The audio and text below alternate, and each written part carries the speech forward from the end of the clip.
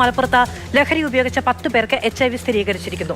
വളാഞ്ചേരിയിൽ ഒരേ സിറിഞ്ച് ഉപയോഗിച്ചവർക്കാണ് രോഗം കണ്ടെത്തിയത്. അരുൺ അമൃതനാഥ് വിവരങ്ങളുമായി നമ്മളോടൊപ്പം ചേരുകയാണ്. അരുൺ, ഔദ്യോഗികമായി ആരാണ് ഈ വിവരം സ്ഥിരീകരിക്കുന്നത്? എപ്പോഴാണ് ഈ വിവരം സ്ഥിരീകരിക്കപ്പെട്ടത്? എന്താണ് അധികൃതർ പറയുന്നത്?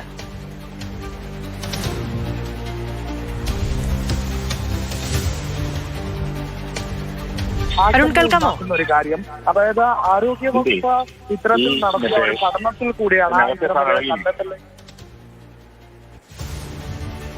അരുൺ പറയൂ.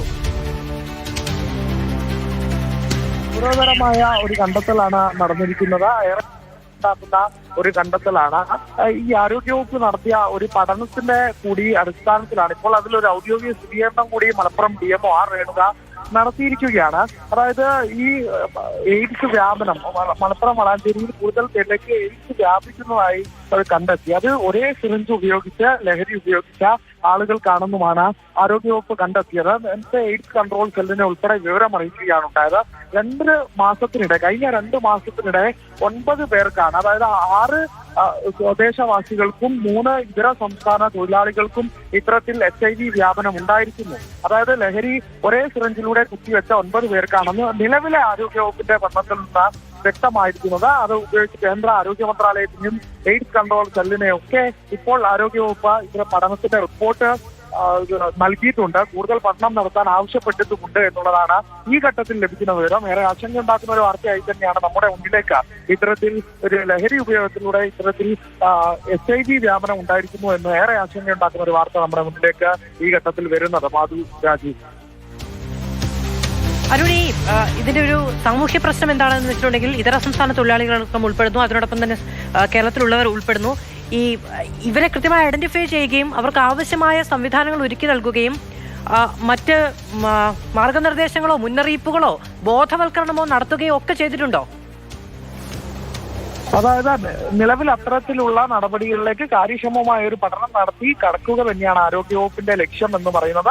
ആദ്യഘട്ടത്തിൽ ആരോഗ്യവകുപ്പ് ഇത്തരത്തിൽ രോഗവ്യാപനം ഉണ്ടാകുന്നത് ശ്രദ്ധയിൽപ്പെട്ടു. എങ്ങനെയാണെന്ന് ഒരു പഠനം നടത്തി അങ്ങനെ ഒരു സിറിഞ്ച് ഉപയോഗിച്ച് ലഹരി ഉപയോഗിക്കുന്നവർക്കാണ് കണ്ടത്. തുടർന്നുള്ള മാർഗരേഖകൾ സ്വീകരിക്കുന്നതിന്റെ ഭാഗമായുള്ള നടപടികൾ തന്നെയാണ് ആരോഗ്യവകുപ്പ് ആദ്യഘട്ടത്തിൽ സ്വീകരിച്ചു വന്നത്. ഇങ്ങനെ ഒരു പഠനത്തിലൂടെ ഇത് ഇത്തരത്തിൽ ലഹരി ഉപയോഗത്തിലൂടെ രോഗവ്യാപനം ഉണ്ടാകുന്നു എന്നൊരു കണ്ടെത്തലിലേക്ക് ആദ്യം എത്തുകയാണ് ചെയ്യുന്നത്. പിന്നീടാണ് ഇത്തരത്തിൽ കേന്ദ്ര ആരോഗ്യ മന്ത്രാലയത്തെയും ഒപ്പം തന്നെ എയ്ഡ്സ് കൺട്രോൾ സെല്ലിനെയും വിവരം അറിയിക്കുന്നത്. അവരോട് നിർദ്ദേശം തേടിയിട്ടുണ്ട്.